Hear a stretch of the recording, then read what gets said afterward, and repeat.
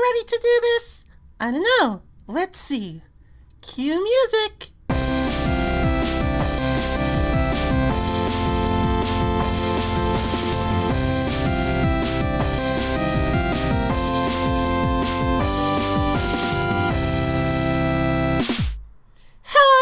Welcome to the very first episode of Beyond the Ink. I am your host, Jordan the Lass. Thank you all so much for joining me today. Grab your favorite drink, your favorite food, or your favorite snack. Kick back, relax, and listen to your new favorite digital artist. Ha! I'm just kidding. Anyways, like I said, I am Jordan the Lass. I'm a visually impaired webcomic artist and musician. But we're not talking about music today except for this one part. I actually wrote the title music for this podcast. Let me know what you guys think. But anyways, moving along, I want to tell you guys a little bit about myself during this episode, so let's get started. So let's go back in time to high school, where I was a wee little freshman, and I just discovered webcomics like Mega Tokyo, Sinfest, VG Cats, PvP, is that still going? And Penny Arcade. And I was thinking to myself, I want to do something like that. So I got myself a Wacom, Graphire 3, I downloaded Photoshop, and I went to town. And, DeviantArt was still around at the time, but I wanted to look for something that hosted webcomics primarily. So I found this website called Drunk Duck, and I created an account over there, and I started working on this webcomic called Slice of Life. I know, it's really dumb to name your webcomic after a genre, which I haven't done since then, but still, I started that webcomic, and it was a good time for what it was for about 6 months, but the thing is, it was a self-insert comic, and I kinda got bored with it because I didn't necessarily want to talk about my life all that much anymore after 6 months, and to be honest, my life is kind of boring. So, I ended up making, really stupid jokes for Slice of Life, and you can see what kind of webcomic artist I was back then. I'll see if I could provide you guys with a link to it down below. But anyways, after I took a month break from Slice of Life, I still wanted to draw because I've always loved drawing since I was a kid, and I didn't want to give up on it just yet. So, Slice of Life turned into another webcomic called Johnny Errd, which was completely black and white. And at that time, I upgraded to a Cintiq tablet, the really old one, which is really cool. And it was built like a freaking horse, but after maybe another 6 months of doing that, I kind of got bored with it, because I didn't know what I was doing. I had no idea about character development. I didn't know anything about writing jokes or anything like that, so luckily it was towards the end of my high school career, so I thought to myself, you know what, I'm going to go to college. I'm going to at least attempt college and see if I can take a couple of writing classes, creative writing classes, and see if I can hone some of my storytelling skills. And, of course, unbeknownst to me, I ended up getting an A+ in creative writing, even though it was kind of an elective and didn't apply to any major I was doing at the time. I was a liberal arts major because I didn't know what I wanted to do with my life. Not that I know what to do with my life right now as we speak. Well, maybe being a full-time comic artist and all that stuff, but anyways, that's besides the point. So I took some time to go to college, take the writing courses, and see what I can do as far as honing my story writing skills and all that. And then I tried to get back into it, but then I got on, that anime lover kick, and I was like, you know what? I really want to go to Japan. I've always loved Japan. I love the culture, so I ended up going to Japan for college for maybe about 6 months, and it was a complete waste of time as far as my education goes, but for me, it really opened my eyes to manga and all that stuff. I really got to talk to a few artists out there. I went to a local convention over there where I was staying, and I got to meet a few artists that luckily spoke English. I mean, not very well, but we had a conversation, and they told me, yeah, I read a lot of books, and that helped me a lot with character writing and, storytelling, so I took their advice, and when I came back, I wanted to start getting back into webcomics, but unfortunately, maybe about a year after I came back from Japan, I became visually impaired. If you guys want to know the details of that, just let me know, and I'll be glad to tell you. But anyways, after that, there was a point in my life where I didn't think I could do much of anything. I wasn't able to drive, I wasn't able to go on my computer, I wasn't able to even pick up a pen and draw on paper if I wanted to, so for a few years, I was kind of down in the dumps,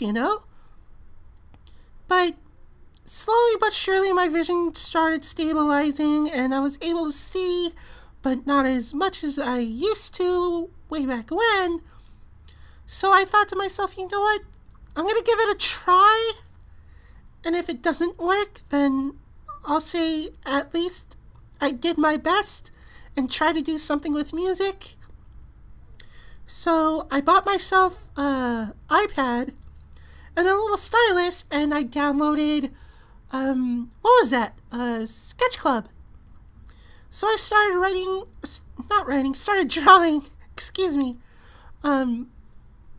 just little, doodles here and there, and just getting used to the fact that, I haven't been able to draw, and I'm trying to get back into it, so let's see if I can do it. So I spent maybe a week or two with it, just seeing if I could at least produce something that I was proud of.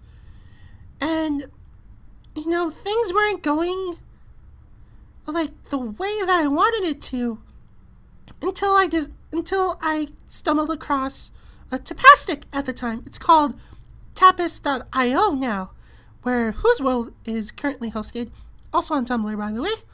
But anyways, I started thinking to myself, you know what? Maybe it's time that I gave drawing webcomics another shot. Of course, this was after the time that I discovered Tapastic. I started reading comics like Sarah Scribbles and Gamer Cats, which were the most popular ones at the time. So after reading Sarah Scribbles, I was like, you know what? It doesn't matter how good my drawings are, just as long as people see the effort that I'm putting in. Not that I'm saying Sarah Scribbles isn't well drawn or anything like that, because it is. So, anyways, that's besides the point. So, I made up a few panels in Photoshop on my laptop at the time, and I imported them into Sketch Club. And that was the basis that I used to eventually make Whose World. I made a few comic strips before Whose World officially started, and they're somewhere on DeviantArt. I might have taken them down. Excuse me, I'm sort of tongue-tied, so if I stumble upon my words. But anyways, I'm not sure if the comic strips that I drew before Whose World are still up, but I specifically remembered thinking to myself, you know what? Yeah, I can do this. I can still do this if I really put the effort and I tried. So on Christmas 2015, the very first Whose World comic strip was drawn. At that time, I didn't know how to import my images to my laptop or anything like that. So it was hand drawn. Even the word bubbles and the and the excuse me, laptop just went to sleep. There you go. Okay, so it's back awake now. Have I been talking for that long? Wow. Let's see. Anyways, but so I didn't know anything like how to import my images to Photoshop or anything like that. Sorry, I'm backtracking a little bit. I got distracted. So so I didn't know what to do at the time, so I just hand drew everything. I started uploading it to Pastic, and I was having a really good time. And I started thinking to myself, you know what? This can kind of work, you know? I have renewed hope in myself, and I'm going to do this. But I made the same mistake as I did with Slice of Life and Johnny Errard.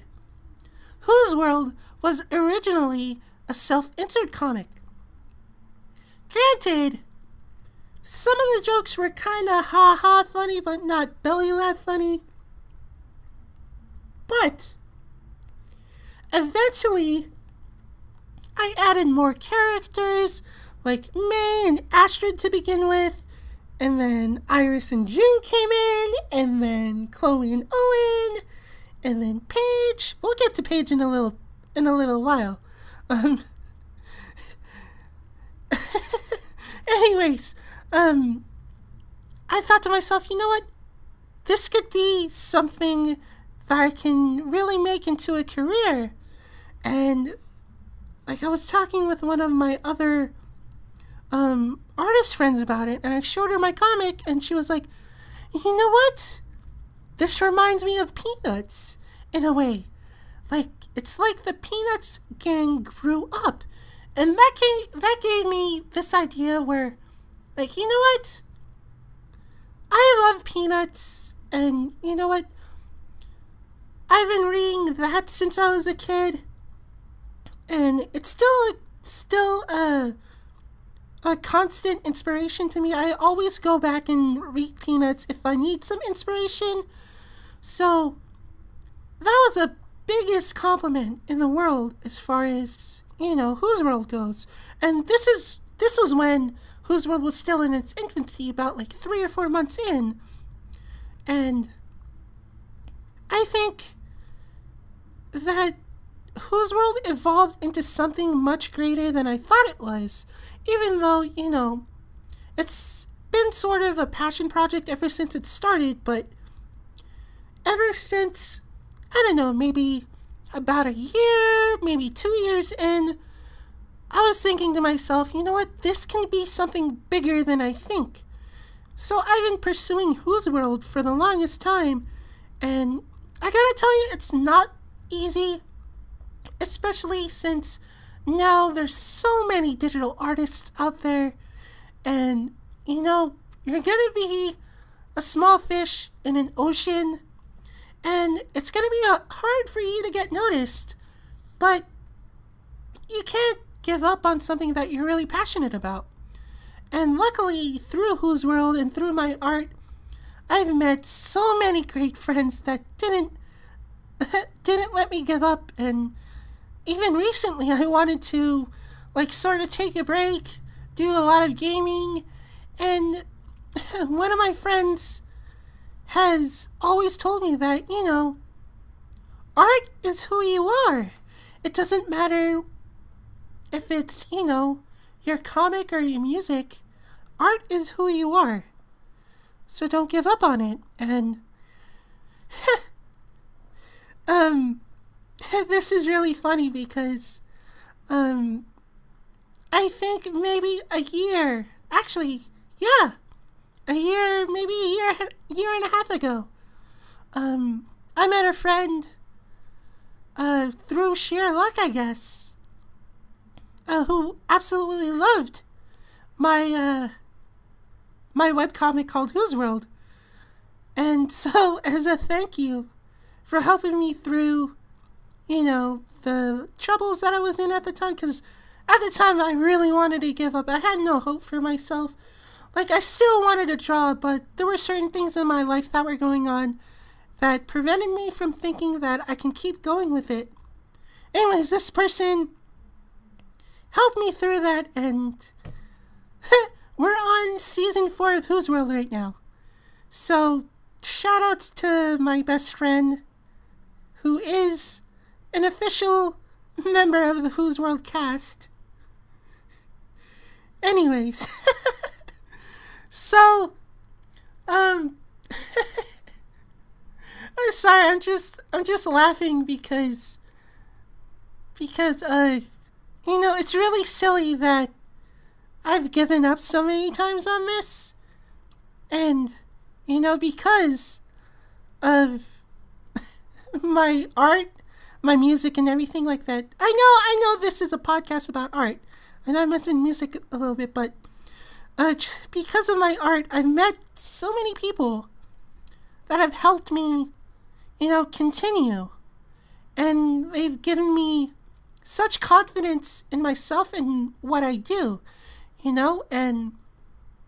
I know I've talked about, where I came from and all that stuff, but the main point that I want to get across, at least right now, is that no matter what you do, you'll always find friends in that circle, whether, they become your friends because, they like what you do, or, they're part of your circle, but you will always have friends that will support you, no matter what, And, I'm just lucky that I met these sorts of people that helped me along the way and helped me realize that, I really need to put myself out there and really need to start pushing, Whose World and everything else that I do out there.